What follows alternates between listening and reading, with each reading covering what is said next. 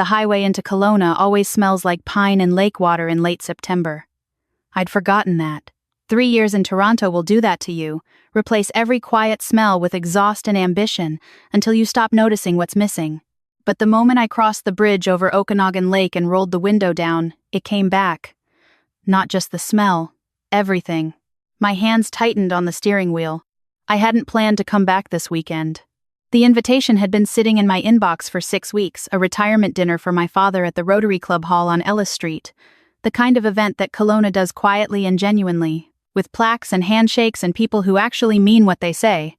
He'd spent 31 years as a civil engineer with the city, and they were honoring him properly. I was proud of him for that. I am still proud of him for that. What I hadn't planned for was her, my stepmother. I'll call her Diane, because that's her name and she's earned every letter of it. Had called me 2 weeks before the dinner. Not to confirm I was coming, to ask if I was sure I wanted to. "It's just," she said, in that voice she uses when she's pretending to be helpful, "it'll be your father's colleagues, people who know the family. I don't want things to be awkward." "Why would they be awkward?" I asked. A pause. Then, "Well, you left your firm, didn't you? People talk, Sophie. This is a small city." I let the silence sit for a moment.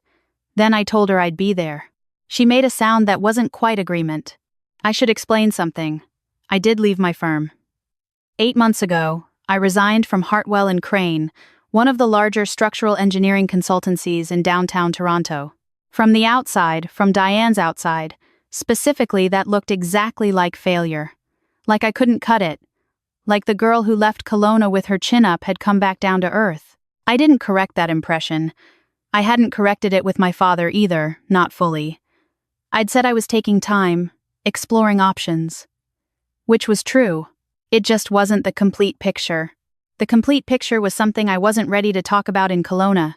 I pulled into the parking lot of the hotel on Water Street around 4 in the afternoon. The dinner was at 7. I sat in the car for a few minutes, watching a family take photos by the waterfront, the lake going gold in the late sun. A little boy kept running toward the edge, and his mother kept catching the back of his jacket. I watched until they finished and walked away. Then I got out. My father looked older. Not badly, just settled.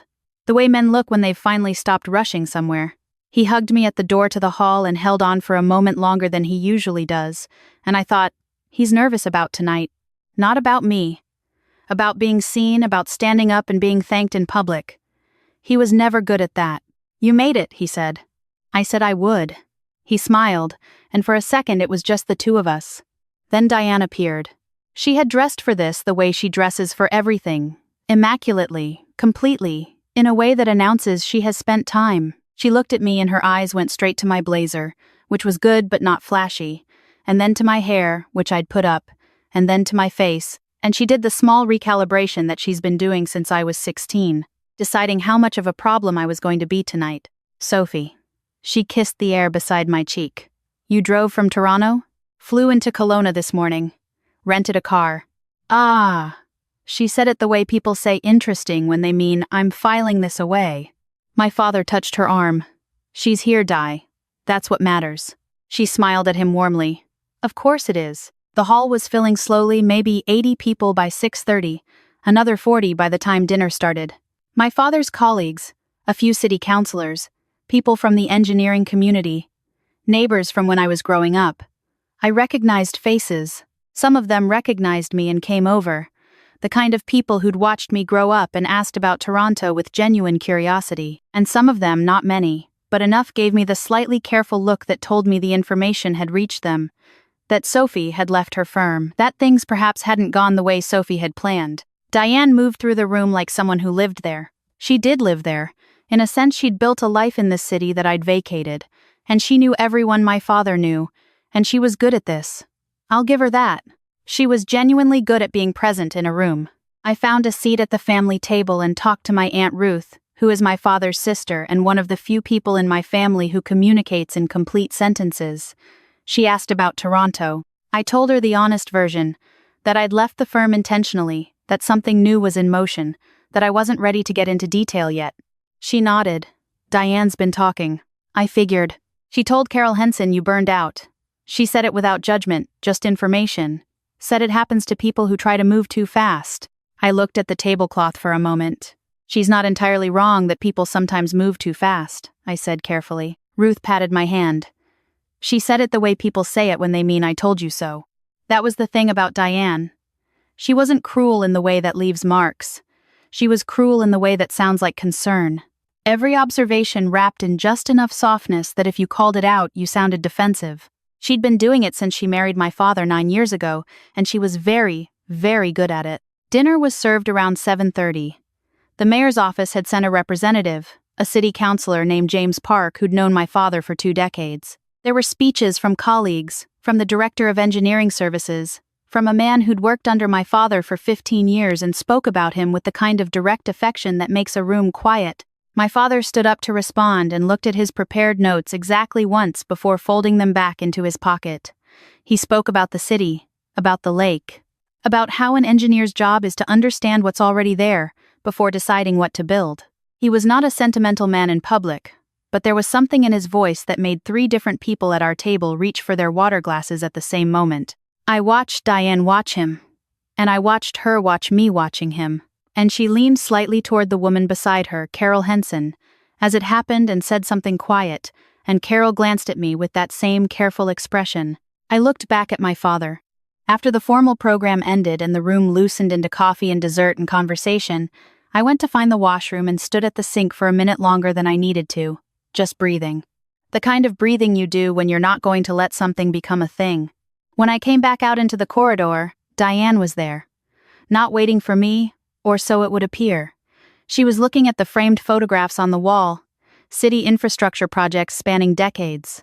Good speech, I said. He's worked hard, she said. This city has been good to him. It has. She was quiet for a moment, then, it's nice that you could be here. I know it's a hard time. It's not a hard time. I'm fine. Of course. She turned to look at me with something on her face that was almost sympathy. I just mean making a change like that, at your age, in this economy. It's a lot of pressure, especially when you'd invested so much. She tilted her head slightly. Did you get a package at least, when they let you go? I held very still. I wasn't let go, I said. I resigned. Right. She said it the way people say right when they mean if that's what you need to tell yourself. Well, you're young still. You'll land somewhere. She patted my arm and walked back toward the hall. I stood in the corridor for a moment. Then I followed her. I want to be honest about what happened next, because it would be easy to make it dramatic and it wasn't. It was actually very quiet. I came back into the hall and found a spot near the edge of the room, close to where some of my father's senior colleagues were standing with their coffee. The counselor, James Park, was there. The director of engineering, a woman I didn't recognize who had come in during dinner and sat at the far end of the room, late arrival, someone's guest, I'd assumed. Diane was nearby, close enough, talking to Carol with the quiet animation of someone who had a story to tell. I didn't need to hear it to know the shape of it. A version of me that was sadder and smaller than the real one. The woman I didn't recognize turned from her conversation and our eyes met. She was perhaps 50, composed in the way that comes from years of being the person who has to remain composed. She looked at me for a moment with an expression I couldn't quite read. Then she walked over. "You're Douglas's daughter," she said. Not a question. I am. Sophie. I thought so. She extended her hand. Margaret Okafor. I'm with the Infrastructure Bank of Canada. I came in from Ottawa this afternoon. I've worked with your father on a few federal municipal projects over the years. He's a genuinely excellent engineer. He is, I said. I'm glad you could make it out. She looked at me for another moment. You're in structural? I paused slightly. I was at Hartwell and Crane in Toronto until recently. She nodded slowly. I know Hartwell. Good firm.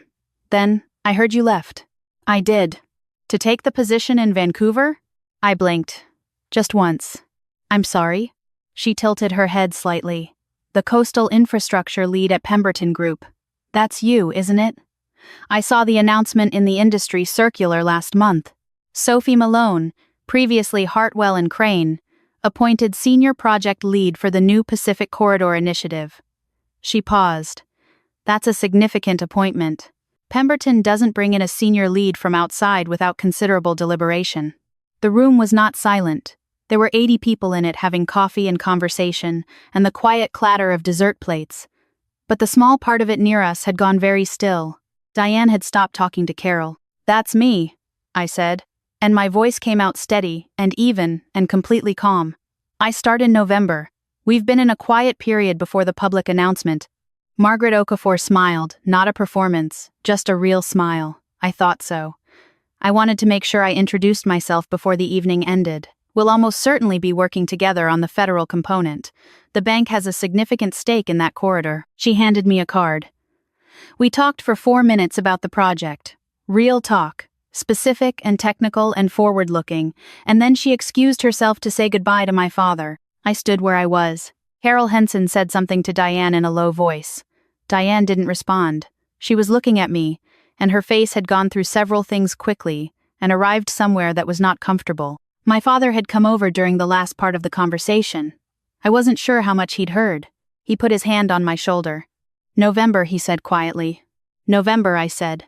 He didn't say anything else for a moment. Just stood there with his hand on my shoulder, looking at the middle distance, doing the quiet recalibration that engineers do. "Vancouver's not so far," he said finally. 4-hour flight. I could come for the announcement. I'd like that. We stood there for a moment longer.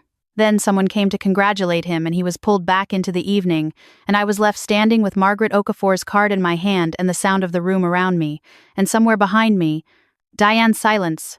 I didn't say anything to her that night. Not directly. I didn't need to. There's something I've learned, and maybe it took leaving this city and building something real somewhere else to learn it, that the best answer to someone who has decided the story of you is smaller than you are is not an argument. Arguments meet people where they are. They confirm that the story matters, that it has power over you. The best answer is the truth, delivered quietly, by someone else, in a room full of people who were already listening. I drove back to my hotel along the lakeshore.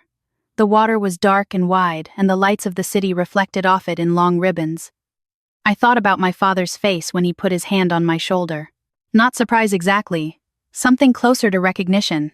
Like a version of me he'd always suspected existed had just walked into the room and sat down. I thought about the day I got the call from Pemberton. I was sitting in my apartment in Toronto, still technically at Hartwell on my notice period, and the partner at Pemberton had spoken for 20 minutes about the project, before getting to the offer. And afterward I had sat on my couch for a long time without turning on any lights. I hadn't told anyone yet. Not my father, not Ruth, not anyone in Kelowna. There was a quiet period before the announcement that was real, but if I'm being completely honest with myself, there was also something else. Some part of me that had been carrying the weight of Diane's version of the story for long enough that I needed to let it live in me alone for a while. Without anyone's reaction, without the noise. I needed to know that I knew. The hotel room was quiet. I sat by the window for a long time with a glass of water looking out at the lake.